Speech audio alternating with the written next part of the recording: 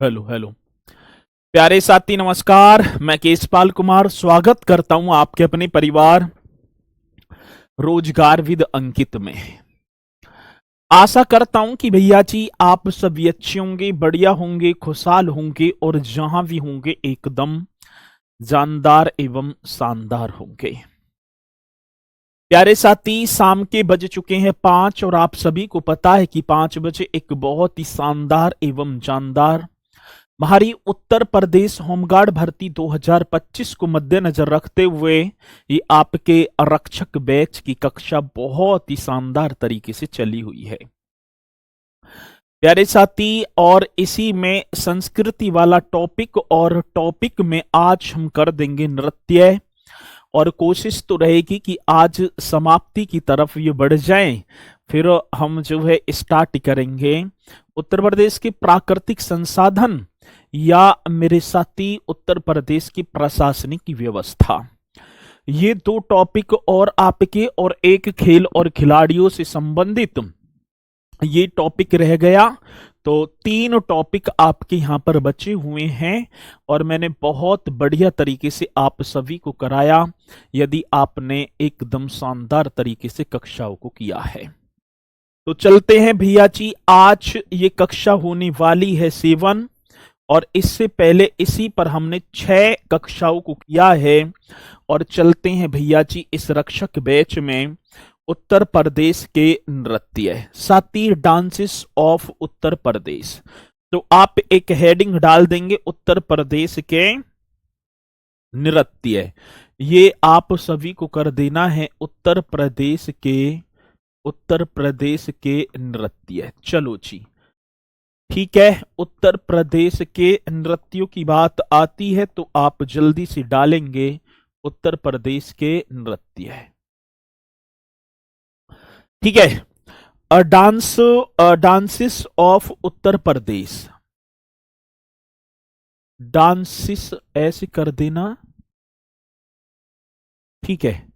Of Uttar Pradesh, of क्या होगा भैया जी? उत्तर प्रदेश। चलो उत्तर प्रदेश, डांसेस ऑफ उत्तर प्रदेश आप सभी हेडिंग डाल देंगे और यहीं से हम अपनी इस कक्षा को स्टार्ट कर पा रहे होंगे।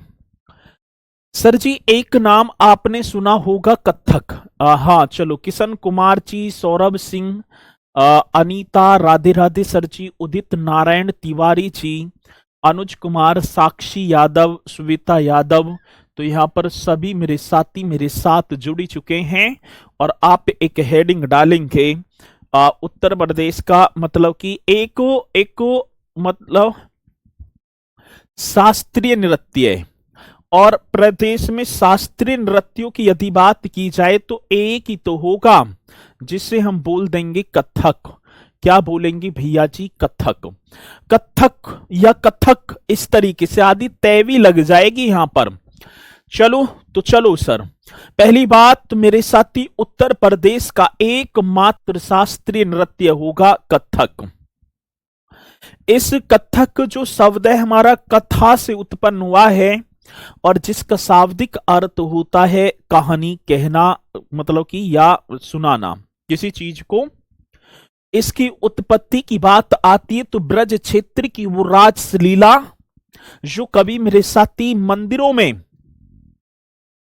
जो पुजारी है उनके द्वारा इनका गायन वगैरह किया जाता था। धीरे धीरे देखा जाए तो सल्तनत काल और मुगल काल में इसे संरक्षण दिया गया और अवध के नवाब वाजिद अली शाह ने तो साथी इसे उभार कर ऊपर ले आया। तो ये आप करेंगे सर जी? सर जी राम राम। सर ये बताइए रिवीजन कैसे करें? रट्टा मार दो भैया। ठीक है, कथक की बात है तो पहला पॉइंट ये कि उत्तर प्रदेश का एकमात्र शास्त्रीय नृत्य है। मेरे साथी किसकी बात होगी? उत्तर प्रदेश का एकमात्र शास्त्रीय नृत्य। चलो जी, उत्तर प्रदेश का एकमात्र शास्त्रीय नृत्य और जिसका नाम होगा शास्त्रीय नृत्य, जिसका नाम होगा भैया जी शास्त्रीय नृत्य जिसका नाम होगा जी कथक। ठीक है, जिसका नाम आप बताएंगे कथक होगा। ये पॉइंट आप सभी को लिख देना है। उत्तर प्रदेश का एकमात्री होगा ना, क्या होगा, शास्त्रीय नृत्य जिसकी। अब पहली बात सरछी, दूसरी बात, इसकी शुरुआत हमसे पूछी गई कि सर जी इसकी स्टार्टिंग कहां से होती है। आज स्टार्टिंग की बात, तो सर शुरुआत इस तरीके से आप लिखेंगे, स्टार्टिंग तो ब्रज की रास लीला से। जो ब्रज क्षेत्र की जो रास लीला है, हाँ सर, किसकी, तो ब्रज की रास लीला से। ये भी पॉइंट बड़ा बेहतरीन होगा। इसकी शुरुआत हो जाती है ब्रज की रास लीला से। सर जी यही बात है, हाँ जी, ब्रज की रास लीला से मेरे साथी इसकी शुरुआत होती है। कथक कथा से उत्पन्न, जिसका शाब्दिक अर्थ होता है, जो कथक शब्द है, ये आपको कर देना है। कथक शब्द यही तो होगा, कथा से उत्पन्न हुआ था। कथक शब्द कथा से उत्पन्न, बहुत बेहतरीन क्वेश्चन है। उत्पन्न हुआ, और सर जी जिसका अर्थ होगा ये आप सभी को बता देना है, हुआ। कथक शब्द कथा से उत्पन्न हुआ, जिसका अर्थ होता है, जिसका आज अर्थ की बात, जिसका अर्थ होता है कहानी कहना। जिसका अर्थ होता है मेरे साथी कहानी कहना। आगे बात समझ में, किसी मेरे साथी को कोई डाउट है? नहीं जी, कोई भी डाउट नहीं है यहां तक भैया जी, कोई भी डाउट नहीं है। अब इसका शाब्दिक, अब कहानी, हाँ सर, धीरे धीरे देखो डेवलपमेंट होता गया। आज किसी चीज की शुरुआत हुई है तो वो आज जैसी आज है आगे चल के वैसी थोड़ी रहेगी। नहीं सर, आज तो मंदिरों में पुजारियों के द्वारा वैसे ही कर दिया गया, लेकिन कथक पर सल्तनत काल और मुगल काल में, जो कथक की बात आती है तो कथक पर सल्तनत काल और मुगल काल में फारसी शैली का प्रभाव पड़ जाता है। ये पॉइंट आप सभी को बताना है। सर जी कथक पर, हाँ भैया जी, किस पर, मतलब कि कथक पर मुगल, कथक पर सल्तनत काल, हाँ सर, कौन सी काल की बात, तो आप लिखेंगे सल्तनत काल और मुगल काल में। मुगल काल में और कौन सा काल आया, मुगल काल में फारसी शैली का प्रभाव पड़ा। सर जी कौन सी शैली की बात, तो यहां पर आप लिखेंगे फारसी शैली का प्रभाव पड़ा। बहुत बढ़िया जी, फारसी शैली का प्रभाव पड़ा। किसी मेरे साथी को कोई डाउट नहीं जी। कथक पर सल्तनत काल और मुगल काल में फारसी शैली का प्रभाव पड़ा, और अवध के अंतिम नवाब थे वाजिद अली शाह।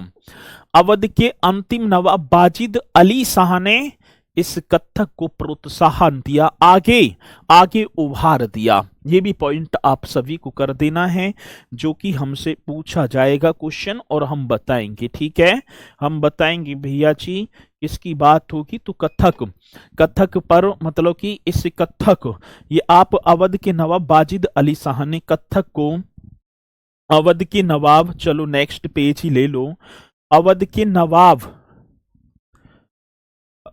ऐसे कर देना, कथक को अवध के नवाब वाजिद अली शाह ने, कथक को अवध के नवाब, कहाँ के नवाब भैया जी, अवध के नवाब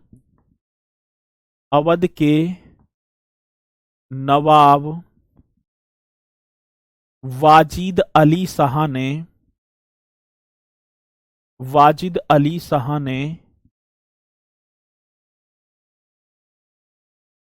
ने प्रोत्साहन दिया था। ठीक है, क्या दिया, तो भैया जी प्रोत्साहन दिया था। ये पॉइंट आप सभी को कर देना है। तो कथक को अवध के अंतिमी नवाब हुए थे, वाजिद अली शाह ने क्या दे दिया भैया जी? प्रोत्साहन दे दिया। कथक जो होता है एक शास्त्रीय नृत्य होता है।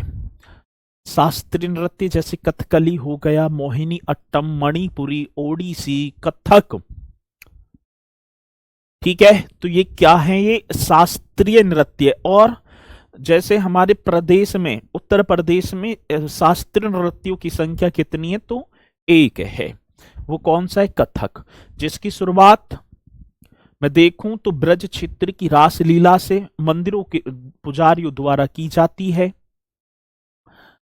मुगल काल में और सल्तनत काल में फारसी शैली का प्रभाव पड़ा। अवध के नवाब हुए वाजिद अली शाह ने इसे ऊपर की तरफ और उठा दिया, मतलब कि प्रोत्साहन दिया इसे।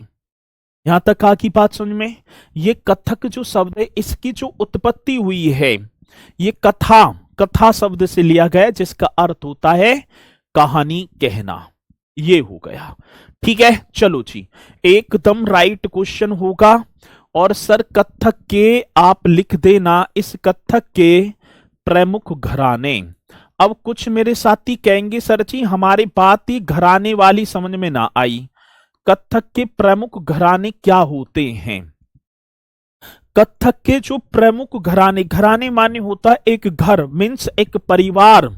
और उसमें देखा जाए तो अधिकांशतः मेरे साथी परिवार, एक परिवार ही बना देते हैं। जैसे कथक में जो भी आए, शंभू महाराज, बिरजू महाराज, सितारा देवी, ये तो एक कथक के क्या होंगे? प्रमुख कलाकार। इस तरीके से तो घराने की बात आती तो साथी एक क्वेश्चन आ जाता है लखनऊ घराना। भैया जी कौन सा घराना होगा? तो आप राइट करेंगे लखनऊ घराना। आगे बात समझ में? हाँ सर। एक मेरे साथी बनारस घराना, एक ये भी आप कर देना बनारस घराना। चलो जी, एक भैया बनारस घराना हो गया। दूसरे की तरफ यदि हम देखें तो जयपुर, एक जयपुर घराना और एक रायगढ़ घराना। ये घराने चार बन जाते हैं। अब क्वेश्चन पूछा जाए कि कथक, अब देखो रायगढ़ पहले घराना, अब जैसे कि हमारा हो गया लखनऊ घराना, तो लखनऊ घराने में जो डांस की जो विद्या होगी वो कथक से होगी। बनारस में कथक ही होगा, जयपुर घराना कथक से संबंधित होगा और रायगढ़ मेरे साथी कथक से होगा। तो लखनऊ, जयपुर और मेरे साथी क्या है? जयपुर, ये बनारस, ये घराने हो जाते हैं। अब एक और बात दूसरी ये आती कि जब कथक नृत्य को किया जाता है, इस पर कौन से संगीत, कौन से म्यूजिक का प्रयोग किया जाता है? जैसे सपोज करो भाई अपना अपना होता है, ठीक है, बारात जारी है, ठीक है, वो हमारी 70-80 वाली गुट्टी और शाम को या वजह है, मैं इसी पे नाचूं, इसमें तो मेरा नाचने में देश में नाम है, इसे बजा इस वाले गाने को। तो यहां पर देखा तो भैया जी संगीत मतलब कि म्यूजिक, इसके लिए कौन से म्यूजिक की बात होगी? तो ध्रुपद, तराना और ठुमरी। ये क्या है सर? ध्रुपद। तो आप लिख देना भैया जी संगीत की विद्या है। एक होगा ध्रुपद, एक मेरे साथी तराना और मतलब कि और एक और होगा ठुमरी।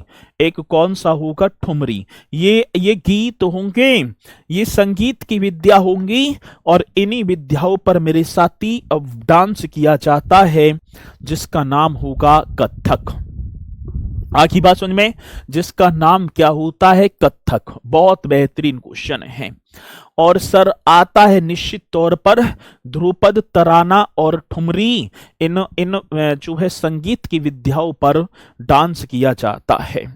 आज कथक के प्रमुख कलाकार, ये एक क्वेश्चन और पूछा गया मेरे साथी, कथक के प्रमुख कलाकार।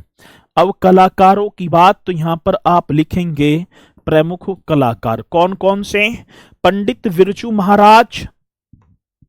हाँ सर जी, कौन से? तो एक नाम आपने पढ़ा होगा पंडित बिरजू महाराज। अब मैं आपसे पूछूं कि पंडित बिरजू महाराज किस नृत्य से संबंधित हैं? कथक से हैं। सितारा देवी, शोभना नारायण। एक नाम और आप करेंगे भैया जी, सितारा देवी। बहुत बढ़िया सर। एक नाम और होगा शोभना। हाँ सर, शोभना नारायण। ये भी आप सभी को करेक्ट कर देना है। देखो, सितारा देवी, शोभना नारायण, लच्छू महाराज, ये भी भैया जी आपने नाम पढ़ा होगा कभी ना कभी तो, लच्छू महाराज का। और देखूं तो भैया जी एक नाम और आ जाता है, शंभू महाराज। ये कौन से कथक के भैया जी डांसर हैं, कथक नाच करते हैं। ठीक है, कुमुदनी लाखिया, एक नाम और होगा साथी कुमुदिनी।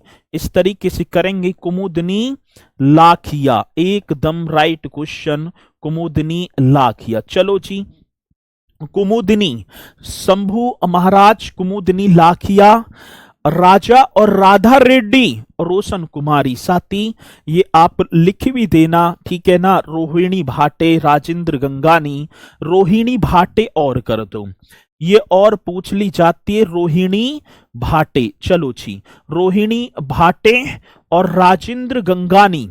मेरे साथी कौन सी गंगानी की बात, तो यहां पर राइट करेंगे राजेंद्र गंगानी। चलो भैया जी, आगे बात समझ में, एकदम करेक्ट क्वेश्चन जो कि आप इन्हें बताएंगे। अब ये आपका हो गया कथक, कथक की उत्पत्ति कैसे कैसे हुई है, कहां से निकला, ये सारी चीजें मैंने आपको बताई हैं। और इसी के साथ देखो, ये तो था शास्त्रीय नृत्य, और अब एक हेडिंग डाल देना है लोक नृत्य। ठीक है ना। अब एक तो शास्त्रीय, एक अब फिर आ जाओ भैया जी लोक नृत्य जो लोकल क्षेत्र में होते हैं, उत्तर प्रदेश, और शास्त्रीय मतलब कि संपूर्ण प्रदेश का। अब एक हेडिंग डालेंगे उत्तर प्रदेश के लोक नृत्य, जो लोक गायन वगैरह लोकल क्षेत्र में प्रचलित होते हैं। तो आप एक हेडिंग और डालेंगे मेरे साथी, उत्तर प्रदेश के लोक नृत्य, फोल्क डांस ऑफ उत्तर प्रदेश। मेरे साथी कौन से डांस की बात, तो यहां पर आप लिख देना, मतलब कि फोल्क डांस ऑफ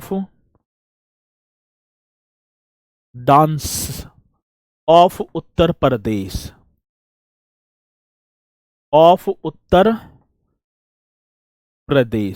चलो जी, of Uttar Pradesh, folk dance of Uttar Pradesh, ये आपको एक हेडिंग डाल देनी है। अब ये भी अलग अलग क्षेत्र के होंगे सर, अब ये भी क्या होंगे, अलग अलग क्षेत्र के होंगे। जैसे मैं बात कर पाऊं अवध क्षेत्र का, जैसे कि मैं बात करूं मेरे साथी उत्तर प्रदेश के जैसे लोक नृत्य हैं। अब एक आप लिख देना ब्रज क्षेत्र के। हाँ सर जी, कौन से क्षेत्र के, तो ये जो मैं अब लिखाऊंगा ना, जो भी लिखाऊंगा 2-4 ये ब्रज क्षेत्र के होंगे। और ब्रज क्षेत्र का एक नृत्य सबसे ज्यादा इंपोर्टेंट होगा, जिसका नाम होगा साथी चरकुला नृत्य। जिसका नाम क्या होगा, तो आप लिख देना चरकुला नृत्य, राइट तरीके से कर देना, चरकुला नृत्य। आगे बात समझ में भैया जी, चरकुला नृत्य की बात आती है तो आप एक हेडिंग और डालेंगे चरकुला। इसका अदर नेम, यदि मैं इसके अदर नेम की बात कर पाऊं तो इसे घड़ा नृत्य के नाम से भी जाना जाता है। अदर नेम मेरे साथी इसका बन गया घड़ा नृत्य। आगे बात समझ में, हाँ सर, इसे अदर नेम क्या हो गया, घड़ा नृत्य। देखो चरकुला नृत्य और चरकुला नृत्य का जो अन्य नाम है, जो अदर नेम होगा वो आप बताएंगे सर जी, वो होगा भैया जी घड़ा नृत्य। यूपी जीके का मॉक टेस्ट ना पूरा ही होगा मॉक टेस्ट तो, ठीक है। चलो बहुत बढ़िया, ये आपने बताया, आपसे क्लास ले रही हूं, बहुत बढ़िया। चलो जी, इसी तरीके से करते चलना, चरकुला नृत्य जिसका अन्य नाम था घड़ा नृत्य। ये चरकुला नृत्य जो होगा ये राधा जी के जन्म से संबंधित है, राधा जी के जन्म से संबंधित। हाँ सर, राधा जी के जन्म से संबंधित, ये पॉइंट आप सभी को लिख देना है। सर जी ये बात ना समझ में आई, राधा जी के जन्म से संबंधित कैसे, जब राधा जी का जन्म हुआ था तो इनकी माता जी जो थी, माफी चाहूंगा, नानी, ननिहाल में हुआ था। जब राधा जी का जन्म हुआ तो साथी इनकी जो नानी थी उन्होंने एक मतलब कि रथ के पहिए के आकार का एक देखा जाए तो गोल पहिया सा था, और उसको सिर पर रखकर गली गली में नाची, और जैसी गली में नाची एक दिया और रख लिया, उस पर जलता हुआ दिया, और बताया कि भैया जी मेरे घर में या मेरी बेटी को, क्योंकि नानी थी ना राधा जी की, तो वही तो नाची थी गली में, तो उन्होंने बताया कि हमारे घर में इस तरीके से भैया जी एक पुत्री का जन्म हुआ है। लकड़ी के पिरामिड को 108 तेल के दियों से प्रकाशित किया जाता है। भैया जी चरकुला नृत्य में लकड़ी के जो दिए होंगे, मतलब कि लकड़ी के पिरामिड को, एक लकड़ी के इस तरीके से लिख देना है पिरामिड को, बहुत बेहतरीन क्वेश्चन होगा। लकड़ी के पिरामिड को 108, पिरामिड को 108 तेल के दियों से, 108 तेल के दियों से प्रकाशित किया जाता है। तेल की दियों से क्या, तो सर आप यहां पर लिखेंगे प्रकाशित किया जाता है। आगे बात समझ में किसी मेरे साथी को कोई डाउट है? नहीं जी, तनसा सा भी डाउट नहीं है, प्रकाशित किया जाता है। कहने का मतलब आप समझ रहे हैं, लकड़ी का एक गोल पिरामिड होगा इस तरीके से रथ के पहिए की तरह, और इस पर, अब रथ का पहिया आपने देखा होगा ऐसे बना होता है, फिर वहां में छिद्र वगैरह से रहते हैं, तो कहने का मतलब क्या होगा सर जी, माना कि भैया ये आपका इस तरीके से रथ का पहिया, और इसमें 108 तेल के दिए जलते होंगे, और उसको मेरे साथी जो नृत्यांगना एक संतुलन अवस्था में रखकर, और 50 किलो वजन भी होता है, उसी नृत्य को करती है। ठीक है जी, नृत्य को करती हैं। और दूसरी बात, इसमें जो गीत, अब वैसी थोड़ी करेंगे, लेकिन गीत की बात आई तो रसिया गीत गाया जाता है। भैया जी कौन सा, तो आप एकदम करेक्ट कर देना, रसिया गीत। जब इस नृत्य को किया जाता है तो साथ ही रसिया गीत गाया जाता है। और चरकुला जो नृत्य विशेष रूप से होली के तीसरे दिन आयोजित किया जाता है। ये पॉइंट भी आप सभी को लिख देना है। चरकुला जो नृत्य होगा, चरकुला नृत्य विशेष रूप से, सर जी चरकुला नृत्य विशेष रूप से, विशेष रूप से होली के तीसरे दिन, होली के तीसरे दिन आयोजित किया जाता है। ठीक है, क्या किया जाता है मेरे साथी, आयोजित किया जाता है। ये बड़ा बेहतरीन क्वेश्चन है, ठीक है ना, ये एकदम राइट क्वेश्चन होगा। चरकुला नृत्य विशेष रूप से होली के तीसरे दिन, और इसमें पृष्ठभूमि जो है राधा की ननिहाल मुखराई गांव में उत्पत्ति मानी जाती है। इसकी पृष्ठभूमि, आज चरकुला नृत्य की जो पृष्ठभूमि है ना, ये भी आप सभी को पता है पृष्ठभूमि, तो राइट कर देना, राधा जी की ननिहाल, ननिहाल थी मुखराई गांव, ये कर देना सर जी, राधा जी की ननिहाल। बहुत बेहतरीन क्वेश्चन होगा, राधा जी की ननिहाल। और ननिहाल मीन्स क्या हो गया, मम्मी का गांव, मुखराई, ननिहाल गांव का नाम था मुखराई, मुखराई गांव बताया जाता है। ठीक है, गांव। अब देखो इसका, राधा जी की ननिहाल मुखराई गांव से उत्पत्ति मानी जाती है। गांव से मेरे साथी क्या मानी जाती है, गांव से उत्पत्ति मानी जाती है। बहुत बेहतरीन क्वेश्चन जो कि आएगा तो आप निश्चित तौर पर क्वेश्चन का जवाब दे पा रहे होंगे। तो ये आपका हो गया सर जी चरकुला नृत्य। ये आपका कौन सा नृत्य होगा, चरकुला। अब मैंने सारे पॉइंट लिखवाए हैं, अब चरकुला नृत्य कौन से क्षेत्र से, ब्रज से, इसे घड़ा नृत्य भी कहेंगे। राधा जी के जन्म से संबंधित है।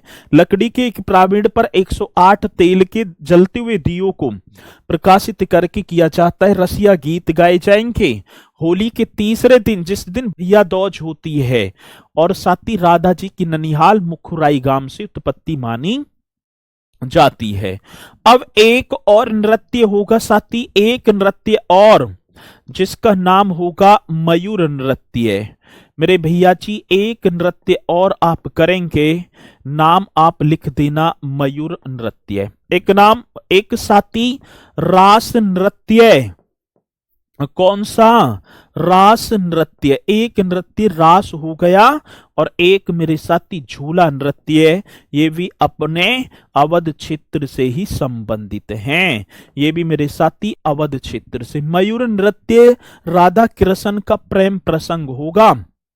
यहां पर देखूं तो भैया जी राधा कृष्ण का, ये आप सभी को लिख देना है, राधा कृष्ण का प्रेम प्रसंग। बहुत बढ़िया सर, राधा कृष्ण के प्रेम प्रसंग में मेरे साथी प्रेम प्रसंग, बहुत बढ़िया। तो राधा कृष्ण का प्रेम प्रसंग होगा और उस प्रेम प्रसंग में भैया जी ये नृत्य किया जाता है। रास नृत्य रास लीला के दौरान, हाँ सर जी, कौन सी लीला होगी, तो रास लीला के दौरान ये नृत्य किया जाता है। इसे भी आप छाप देना। और भैया जी एक झूला नृत्य श्रावण मास में, सावन का महीना जिसे हम बोलेंगे, श्रावण मास में, श्रावण मास में मंदिरों में किया जाता है। यह श्रावण मास के दौरान, श्रावण मास के दौरान की बात होगी, श्रावण मास के दौरान मंदिरों में किया जाता है। छाप दो सरची, मंदिरों में किया जाता है। आगे बात समझ में सरची, श्रावण मास के दौरान मंदिरों में किया जाता है। बहुत बेहतरीन क्वेश्चन है, तो ये भी आप एकदम राइट तरीके से कर देना। और सर आएगा क्वेश्चन तो हम निश्चित तौर पर ऐसे क्वेश्चन का जवाब देंगे। ठीक है जी, आगे चलो। अब दूसरी बात एक और सर, अब एक और बात क्या होगी भैया जी, ये आपके जितने भर भी होंगे ब्रज क्षेत्र के हैं, ब्रज क्षेत्र मथुरा, ये भी चरकुला, मयूर रास और झूला। अब हेडिंग डाल देनी है पूर्वांचल क्षेत्र के लोक नृत्य। पूर्वांचल की तरफ जाओ, पूर्वांचल क्षेत्र के, पूर्वांचल क्षेत्र के लोक नृत्य, ये भी आप सभी को एक हेडिंग और डाल देनी है, पूर्वांचल क्षेत्र के लोक नृत्य। चलो जी, पूर्वांचल क्षेत्र के लोक नृत्य। आगे देखो सर जी, अब क्या कर देना है भैया जी, अब पूर्वांचल जैसे आया तो आप एक नृत्य कर देना धोबिया नृत्य। एक नृत्य आपका बन जाएगा सर जी धोबिया नृत्य। एकदम करेक्ट क्वेश्चन जो कि आप बताते चलेंगे, धोबिया नृत्य है। आगे बात समझ में, हाँ सर ये पॉइंट हमारे समझ में आया, धोबिया नृत्य। अब समुदाय, जो धोबिया नृत्य धोबी समुदाय के द्वारा किया जाता है और इसमें दो पुरुष होंगे। दो पुरुष, एक तो गधा के मुखौटे को पहन लेता है और दूसरा मेरे साथी उसे हाँकने वाला होता है। जो मतलब कि मुखौटा है ना, तो गधा का अभिनय कर रहा है, वो उसे हाँकते हैं। और यहाँ पर भैया जी अपने समाज को पूर्वकता दिखाने हेतु ये धोबी समुदाय द्वारा किया जाता है।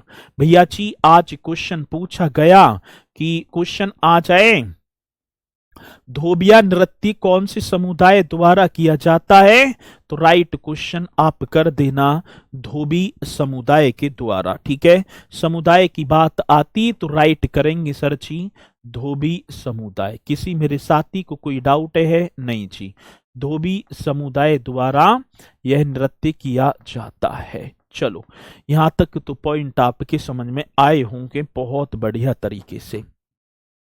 ठीक है, अब इसमें देखा जाए तो आजमगढ़, मऊ, गाजीपुर और बलिया, ये जो पूर्वांचल के जो जनपद हैं, इनमें इस नृत्य को किया जाता है।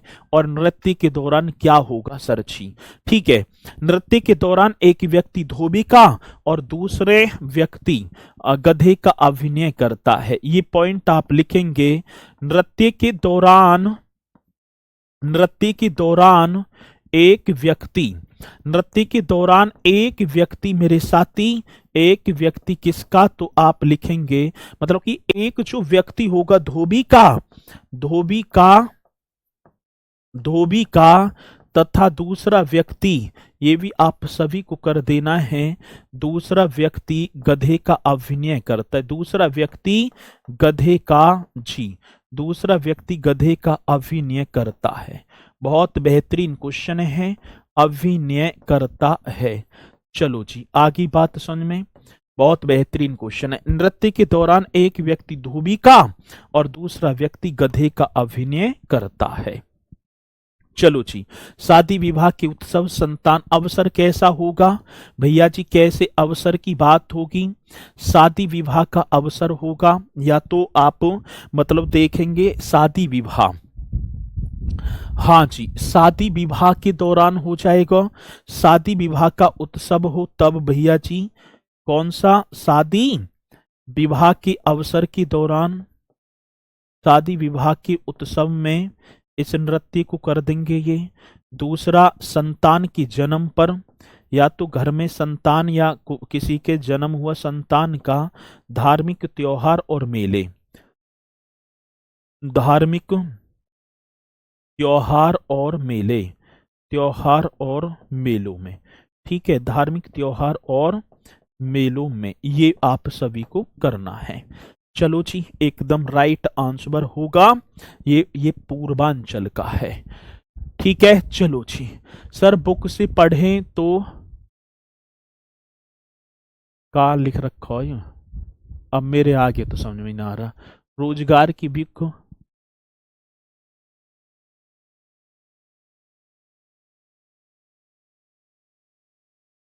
पता ना भैया तुमने क्या लिखा। सर आपको शादी कौन सी सन में हुई थी? अरे बात पूछने की ना होती है, तुम अपना काम करो, पढ़ाई पर फोकस करो। धोबिया हो गया सर। एक आप लिखेंगे कठ घोड़बा। भैया जी एक नृत्य और होगा कठ घोड़बा, और इसमें हम देखेंगे कठ घोड़बा नृत्य में जो नृत्य है, जो नृत्यकार है, हाँ वो जो है मतलब कि रंगीन एक घोड़ा बना लेते हैं, उस पर बैठते हैं और भैया जी चारों तरफ नृत्य करते हैं। फिर कट घोड़बा नृत्य, ये कहां से? तो आप लिख देना सर जी कट घोड़बा, तो ये तो भैया जी पूर्वांचल का ही होगा।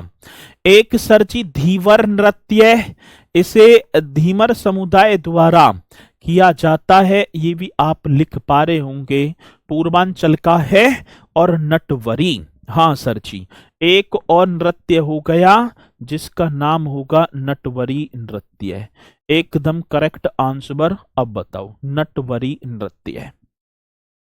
सर जी नटवरी नृत्य की बात आती है तो भगवान कृष्ण की प्रशंसा में अहीर जाति के लोगों के द्वारा, भगवान श्री कृष्ण की प्रशंसा में अहीर जाति के लोगों के द्वारा जन्माष्टमी एवं होली के अवसर पर किया जाता है। ये नटवरी नृत्य की बात है। ठीक है, चलो बहुत बढ़िया।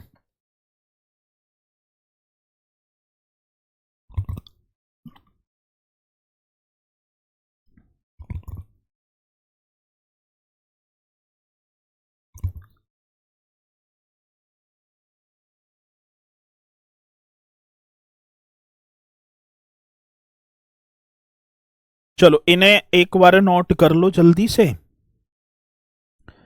फिर करते हैं बहुत बढ़िया तरीके से। नटवरी भगवान श्री कृष्ण की प्रशंसा में, भगवान श्री कृष्ण, भगवान श्री कृष्ण की प्रशंसा में अहीर समुदाय द्वारा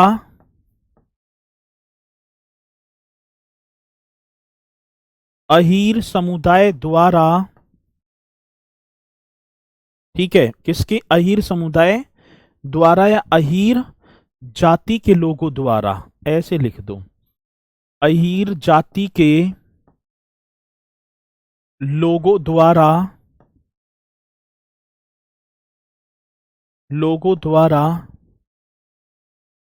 कृष्ण जन्माष्टमी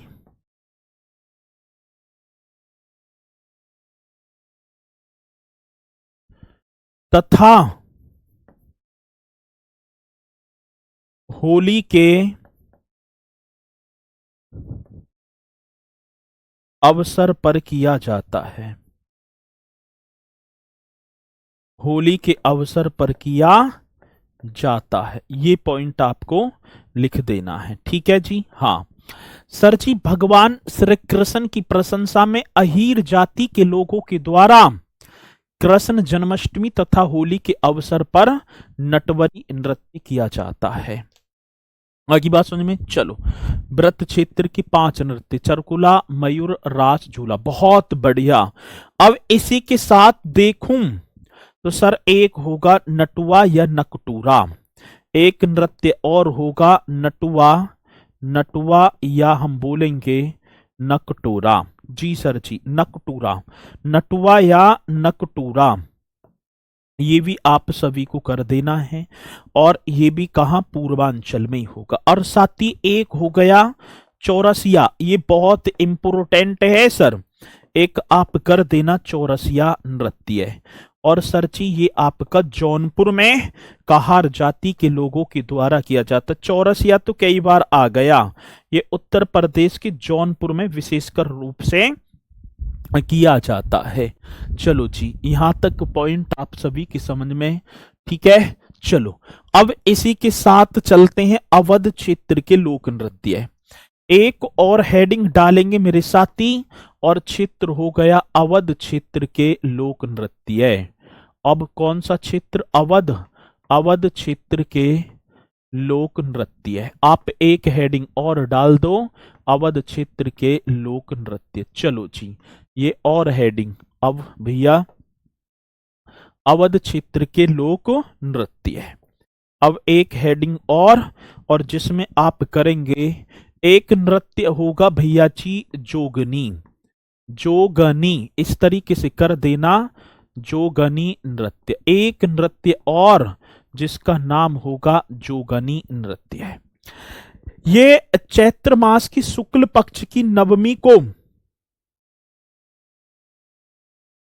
ये किया तो राम नवमी के दिन किया जाता है, जो चैत्र शुक्ल पक्ष की राम नवमी को, जब भगवान श्री रामचंद्र जी का जन्मोत्सव होता है, तब इसे किया जाता है। कहां? अवध क्षेत्र में, ब्रज क्षेत्र से संबंधित है। गुरुजी अवध नहीं, ब्रिज ना, यहां अवध करो, ये अवध है। अब जोगनी की बात भैया जी, जोगनी नृत्य की बात, तो ये आपका ठीक है ना, ये आपके पूर्वांचल के हैं ये सारे।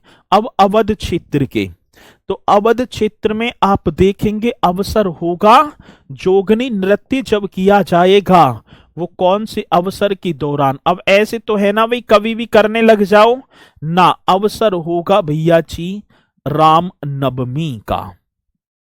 अवसर कौन सा होगा सर जी? राम नवमी। इस तरीके से आप लिख देना, एकदम करेक्ट, एकदम राइट क्वेश्चन होगा, राम नवमी का अवसर होगा। चैत्र मास की, हाँ सर जी, ये हो गया चैत्र मास की शुक्ल पक्ष की नवमी को कब किया जाता है ये? तो आप लिखेंगे चैत्र मास की, हाँ सर जी, कौन सा? चैत्र मास की शुक्ल, मतलब कि आती है ना शुक्ल पक्ष की नवमी को, शुक्ल पक्ष की नवमी को जब भगवान राम का जन्मोत्सव मनाया जाता है, जब भगवान राम का जन्मोत्सव मनाया जाता है। जब भगवान राम का जन्मोत्सव मनाया जाता है, जब किया जाता है सर, चैत्र मास की शुक्ल पक्ष की नवमी को जब भगवान राम का जन्मोत्सव मनाया जाता है, तब मेरे साथी नृत्य किया जाता है।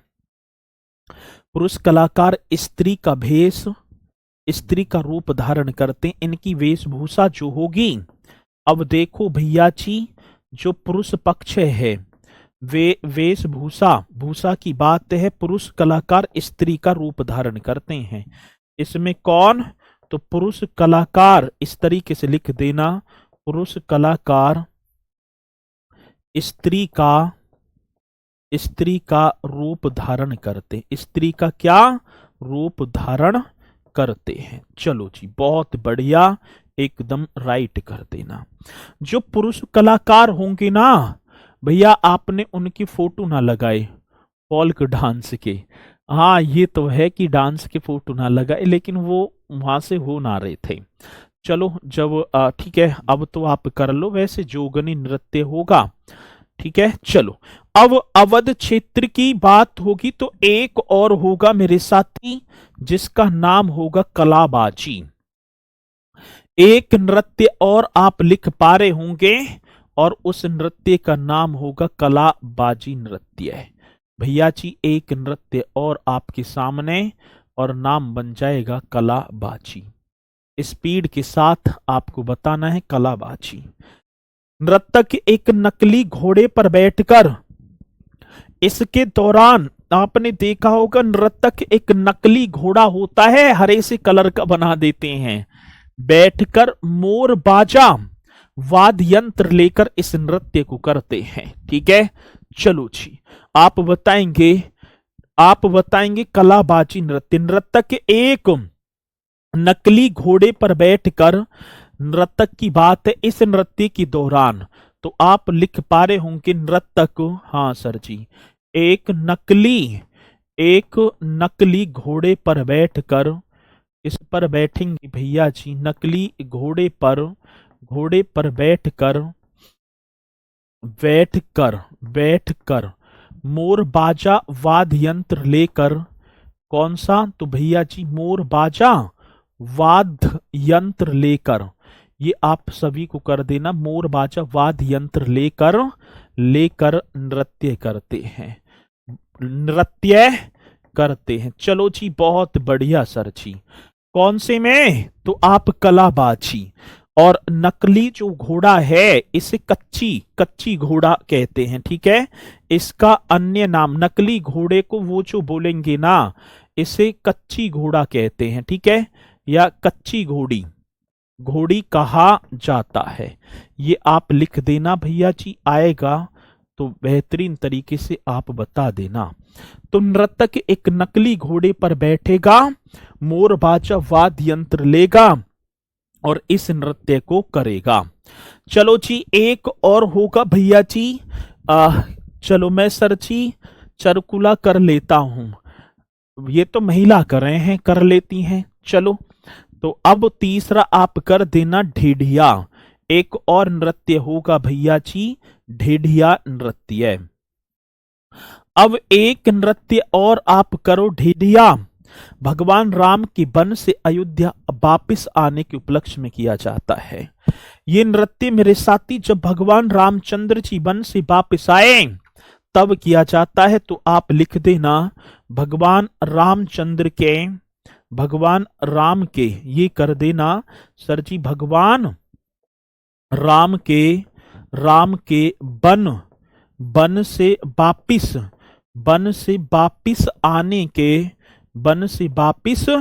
आने के उपलक्ष्य में किया जाता है। आने के उपलक्ष्य में किया जाता है। किसी मेरे साथी को कोई डाउट नहीं जी, कोई डाउट नहीं है, किया जाता है। कौन सा? तो आप यहां लिखेंगे सर जी ढेढिया नृत्य। जब भगवान रामचंद्र जी वन से वापस आ जाते हैं तो उसी उपलक्ष्य में किया जाता है, और महिलाएं अपने सिर पर मिट्टी का एक छिद्र युक्त बर्तन रखकर करती। महिलाएं अपने सिर पर मिट्टी का ये कर देना, महिलाएं अपने सिर पर, महिलाएं, हाँ सर जी, अपने सिर पर छिद्र युक्त एक मिट्टी का बर्तन होता है, छिद्र युक्त मिट्टी के बर्तन को रखकर, छिद्र युक्त मिट्टी के बर्तन को, छिद्र मिट्टी के बर्तन को रखकर करती हैं, बर्तन को रख कर करती हैं, रख कर करती हैं। किसी मेरे साथी को कोई डाउट है? नहीं सर, यहां तक तो कोई भी डाउट नहीं है। चलो जी सर, मैं पहली बार लाइव क्लास ले रहा हूं, पहली बार लाइव क्लास ले रहा हूं, तो 11 रुपया का प्रसाद बांट दियो, ठीक है ना। ये है कि जो पहली बार ले वे इन्होंने, बाकी ने भी सबने बांटा है, तुम भी बांट दियो, ठीक है। 11 रुपए की बतासे लाकर बांट देना आज ही। चलो जी, ये अब ये किसके होंगे भैया जी? अवध क्षेत्र के। अब एक हेडिंग डालेंगे बुंदेलखंड क्षेत्र के लोक नृत्य। अब कौन से? तो आप लिख देना बुंदेलखंड के, ये भी आप करेंगे भैया जी, बुंदेलखंड के फोल्क डांस, ठीक है, मतलब लोक नृत्य है, लोक नृत्य। एक हेडिंग और डाल दो, बुंदेलखंड के लोक नृत्य। चलो, तो टॉपिक ही खत्म हो जाएगा आज, ठीक है। बुंदेलखंड क्षेत्र के लोक नृत्य, और कल कर्मा एक दो रह जाएंगे, उन्हें बता दूंगा वैसे, और कल नया ही टॉपिक स्टार्ट करने हैं, उत्तर प्रदेश के खनिज संसाधन ले ले में, या खनिज संसाधन ना करवाते हुए तो हम कर लें उत्तर प्रदेश के खिलाड़ियों के बारे में, दे रखा है, ठीक है। चलो, तो अब देखेंगे भैया जी ख्याल नृत्य। एक बुंदेलखंड में आ जाता है ख्याल नृत्य। ये बहुत इंपोर्टेंट क्वेश्चन होगा सर, आप सभी को कर देना है। ख्याल नृत्य ये पुत्र के जन्म के समय किया जाता है, ठीक है। लोकगीत और कर लेंगे। चलो, पुत्र के जन्म के समय, पुत्र का जब जन्म होगा, जन्म के समय किया जाता है, पुत्र के जन्म के समय किया जाता है। कौन सा? तो आप यहां पर राइट कर देंगे सर जी, ये होगा आपका ख्याल नृत्य। तो जब पुत्र का जन्म होगा तब मेरे साथी एक नृत्य किया जाता है, ख्याल नृत्य, ठीक है जी। एक है लठमार नृत्य, एक कौन सा होगा भैया जी? अब ये भी क्वेश्चन आया कि लठमार नृत्य, एकदम राइट करो, लठमार नृत्य। और साथी नृत्य जो होगा बुंदेलखंड क्षेत्र में दीपावली के दौरान किया जाता है, ठीक है। कहां? तो आप लिखेंगे दीपावली के समय किया जाता है। किसके? दीपावली के समय। बहुत बढ़िया, दीपावली के समय किया जाता है, बुंदेलखंड क्षेत्र में दीपावली के समय किया जाता है। ये पॉइंट आप सभी को बताना है, ठीक है। तो दीपावली के समय किया जाता है। कौन सा नृत्य होगा? तो आप बताएंगे भैया जी, ये होगा आपका लठमार नृत्य। सोरा या सोहरा, एक और होगा भैया जी, सोरा नृत्य बोल दो, ऐसे आपको कर देना है। सोरा या आपका हो गया सोहरा, सोरा या सोहरा नृत्य, एकदम करेक्ट क्वेश्चन, जो कि आप लिखेंगे सोरा या सोहरा।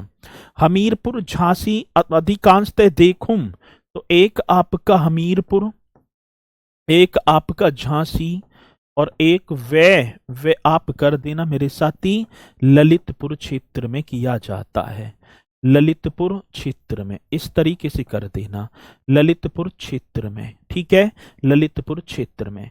और किसानों के द्वारा फसल कटाई के दौरान, किसानों द्वारा किसानों द्वारा जब फसल की कटाई हो जाती है, फसल कटाई के फसल कटाई के दौरान, चलो जी, कटाई के दौरान ये नृत्य किया जाता है, एकदम राइट कर दो।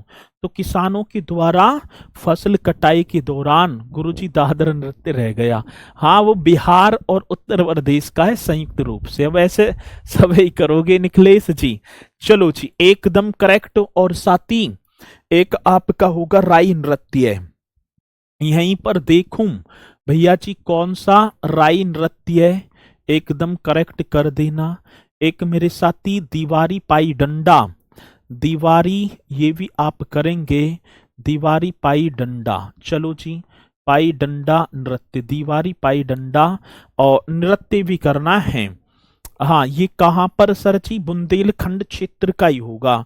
एक देवी धुरिया, एक मेरे साथी देवी नृत्य है, एक भैया जी धुरिया, एक और आप करेंगे धुरिया नृत्य, राइट कर देना धुरिया नृत्य। चलो जी, एक और मेरे साथी दीप या दीपावली नृत्य, दीप या क्या हो गया? दीपावली, दीप या दीपावली नृत्य। चलो एकदम छापो छापो जल्दी से, दीप या दीपावली। कानरा कार्तिक घोड़ा वरेडी, एक और होगा सर जी कानरा, कानरा कार्तिक, कार्तिक नृत्य, ये नृत्य कर देना, कार्तिक नृत्य, कानरा नृत्य है। और एक और होगा घोड़ा, घोड़ा नृत्य है। हाँ सर जी, और एक और करेंगे आप वरेडी नृत्य। हाँ सर जी, कौन सा? बरेडी नृत्य।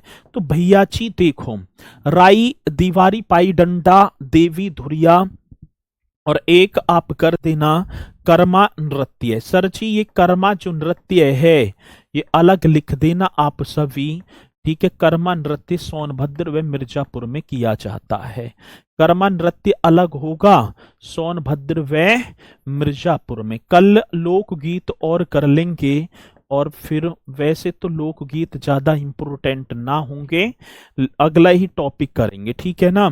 देवी ने रखा मेले और उसका दे रखा था, बाकी सारी चीजें मैंने आप सभी को कराई हैं बेहतरीन तरीके से, ठीक है। सर मैं स्टेनो RW क्लास नहीं ले पाया, कोई बात नहीं है, ठीक है ना। जब टाइम मिले करे आप तब कर लिया करो, ठीक है। तो इसी के साथ मेरे साथी ने करना बढ़िया तरीके से। तो यदि आप अपने हाथों के द्वारा जो अपने हैंड रिटन नोट स्वयं बनाए लिखकर, तो वो बेहतर रहेगा, क्योंकि वो चीजें जब किसी चीज को आप टाइम देंगे तो वो टिकाऊ अपने माइंड में रह जाएगी। और आपने ली PDF इस तरीके से किताब और ऐसे कान कर दिया तो फिर तो खत्म है मामला। तो अब किसी चीज को आप लिखेंगे बढ़िया तरीके से तो वो टाइम तक रह पाएंगी चीजें। तो सही है ना, बढ़िया तरीके से आप करते चलना। और फिर मेरे साथी मुलाकात करूंगा एक और कल बेहतरीन सी कक्षा के साथ। तो सर जी सभी बोलेंगे जय हिंद जय भारत।